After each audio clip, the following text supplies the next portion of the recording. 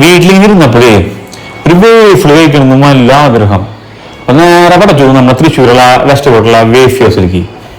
അവിടെ കയറി.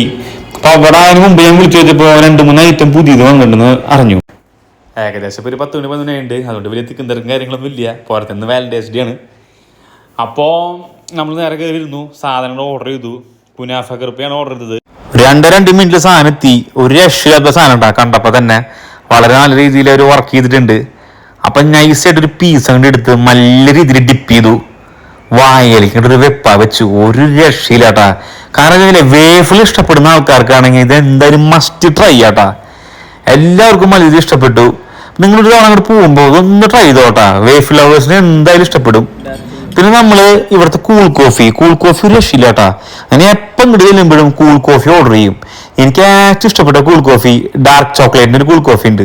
അതൊരു രക്ഷയില്ല. അതേപോലെ കൂൾ കോഫികളൊക്കെ നല്ല തിക്കില് പെർഫെക്ഷനിലാണ് അവർ ഉണ്ടാക്കുക. റേറ്റ് അത്ര വലുത് റേറ്റും ഇല്ല. അപ്പൊ നമ്മൾ പോകുമ്പോ ഒന്ന് ട്രൈ ഔട്ട് ചെയ്യുക. പിന്നെ നമ്മൾ ഓർഡർ ചെയ്ത സാധനമാണ് ബനാന ഓഫി. അതായത് ഒരു ബബിൾ വേഫിളാണിത്. ബനാനയും അതേപോലെ ഐസ്ക്രീമും കാരമലും വേഫിളും എല്ലാം കൂടി മിക്സ് ചെയ്തിട്ട് ഒരു രക്ഷയില്ലാത്ത സാധനം കേട്ടാ.